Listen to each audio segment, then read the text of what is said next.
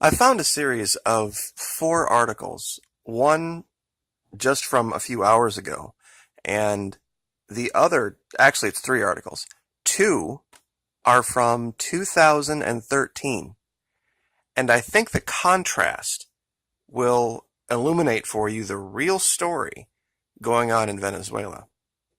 Now, this is a story about U.S. consumer goods maker Colgate-Palmolive has halted production at its detergent and dish soap plant in Venezuela because it simply lacked cardboard boxes to ship products. Now, this is October 18, 2018. Just now? Really?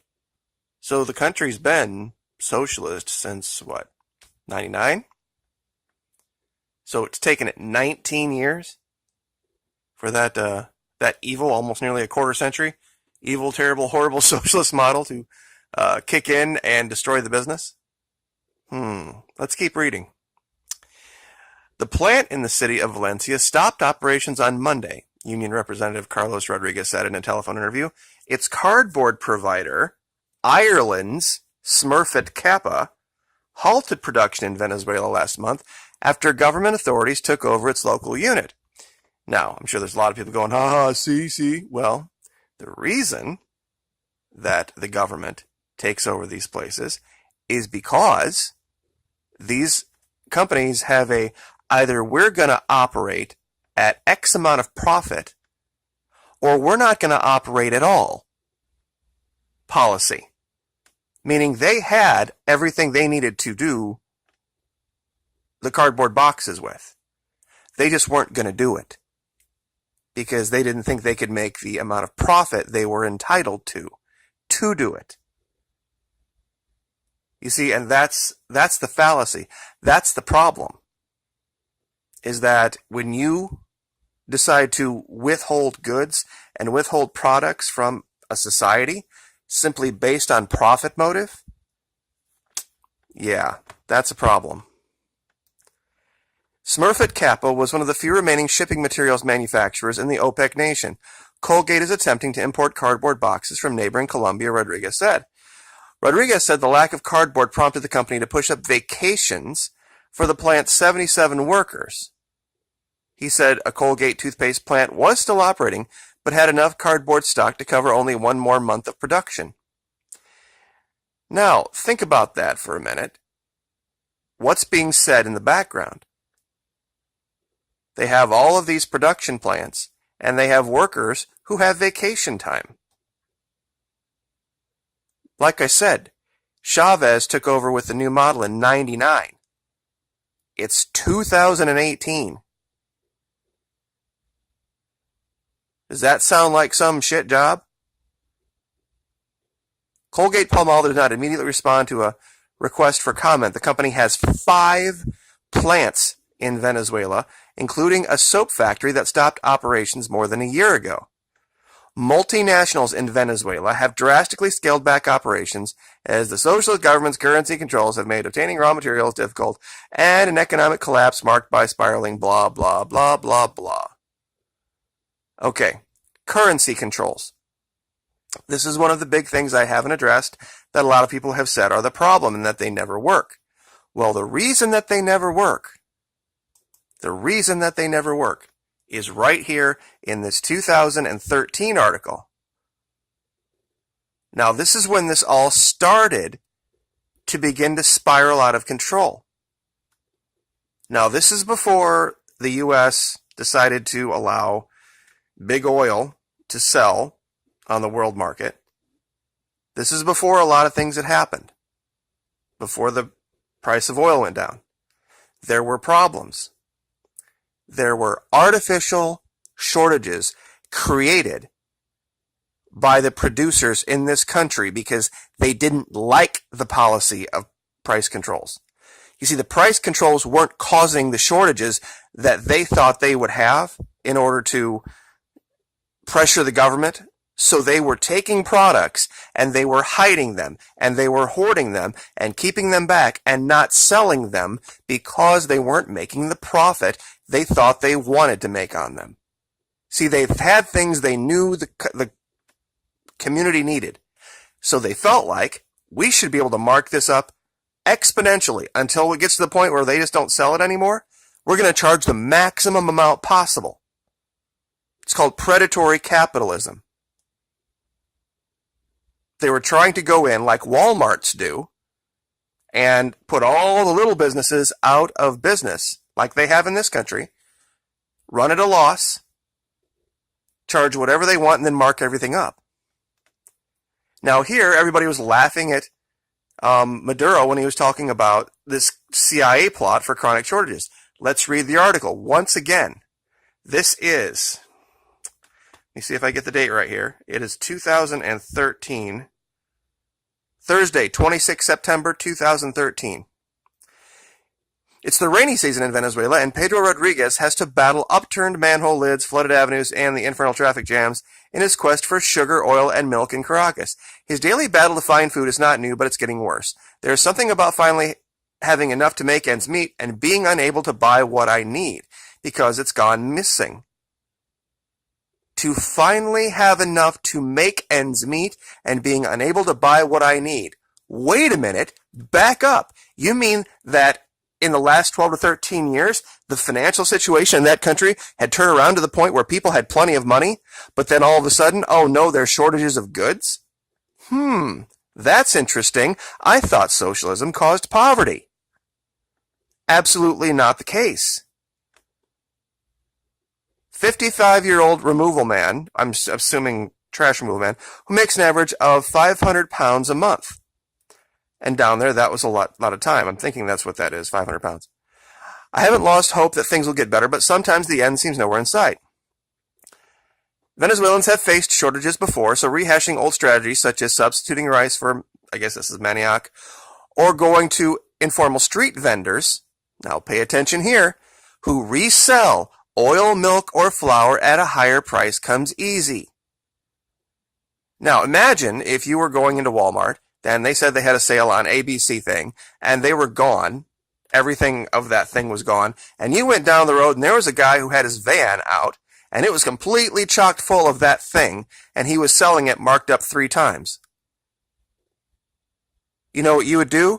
You would call the police, or you would call Walmart, and our police would go out there and see if he had a license to be reselling things, and if not, he would be arrested. You don't think we live in a socialist country? Really? It's criminal to do that. You're not allowed to do that. Here's where it gets a lot better. This lady talks about how she has to wait a whole day for the sack of low-quality rice. I end up paying more at the resellers. In the end, all these price controls proved useless. In 2008, now this is 8. This is when everything was falling apart in our country. When there was another serious wave of food scarcity, most people blamed shop owners for hoarding food as a mechanism to exert pressure on the government's price controls, a measure that former President Hugo Chavez adopted as part of his self-styled socialist revolution. This is exactly what they were doing. These big multinational grocery store chain owners had plenty of things to sell the people. But the government said, you can't gouge these people. You can't sit and pick winners and losers. And they were pissed off at that. So they would hold warehouses full of shit and let things show empty on the shelf because we're not going to sell this unless we can make XYZ profit. This time, however, food shortages have gone on for a year, and certain items long gone from the shelves are hitting a particular nerve with Venezuelans. Toilet paper, rice, coffee, and corn flour, used to make arepas, Venezuela's national dish, have become emblematic for more than just an economic crisis. We used to produce rice, and we had excellent coffee. Now we produce nothing. With the situation here, people abandoned the fields. This is exactly what I have been telling you. In reference to government seized land that sits idle. It has nothing the government seized it because it was idle. Empty shelves and no one to explain why a rich country has no food. It's unacceptable, adds a 90-year-old farmer on the western state of Táchira. Once again, this is all in the western part of Venezuela, right on the border with Colombia. This is what they were doing. Astrobal Oliveros, an economist, one of the country's leading consulting firms, this recent bout of food shortages is the result of a series of elements coming to a head. An over-reliance on imports, directly attributable to big oil, to price controls, and quite simply a lack of funds. Food shortages in Venezuela have not only peaked, but they have lasted longer than ever. Other than oil, we produce close to nothing, and even oil production has decreased.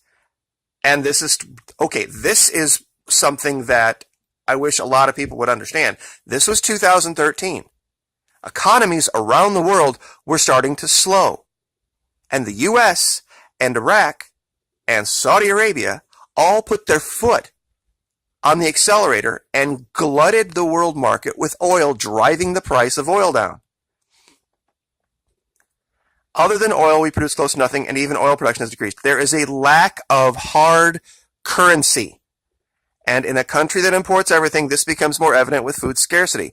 A lack of hard currency.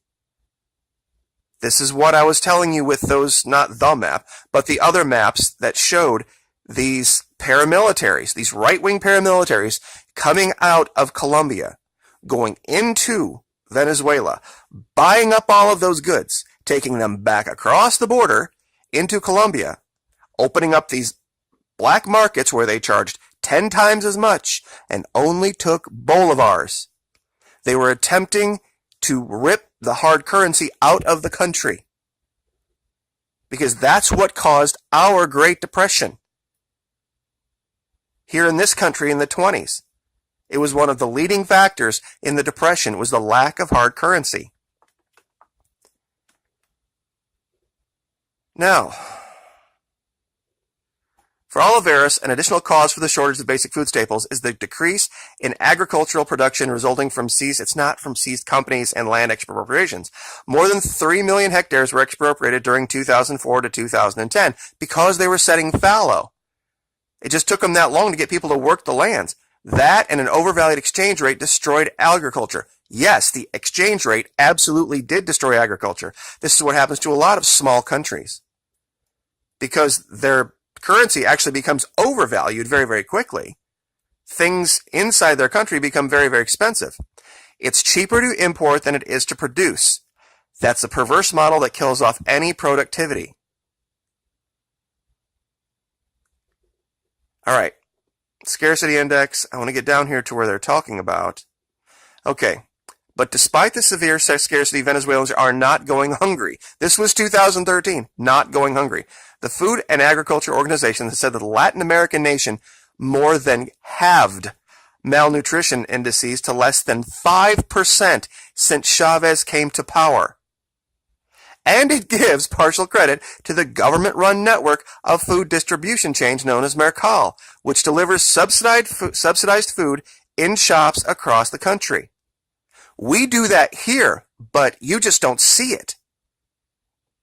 All of our major staples, corn, wheat, grain, soybean, sorghum, all of those things in our country, here in America, are subsidized by the government.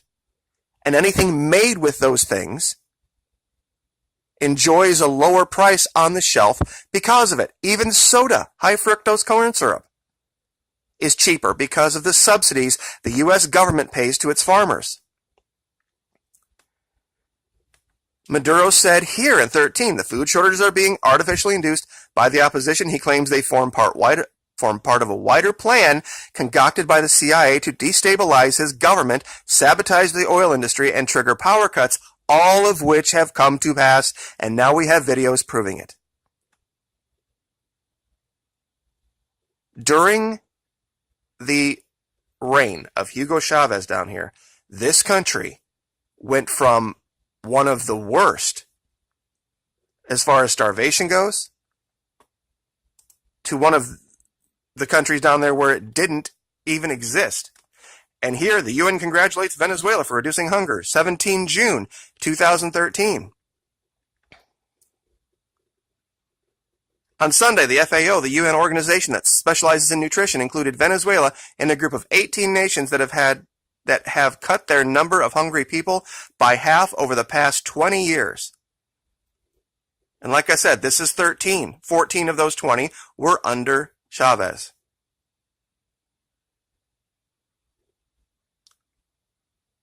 In a statement published last week explaining the reasons for which Venezuela would be recognized for fighting against hunger, FAO said that Venezuela reduced the number of people suffering from malnutrition from 13.5% of the population in the years 1990 to 1992 to less than 5% of the population in 2010 to 2012.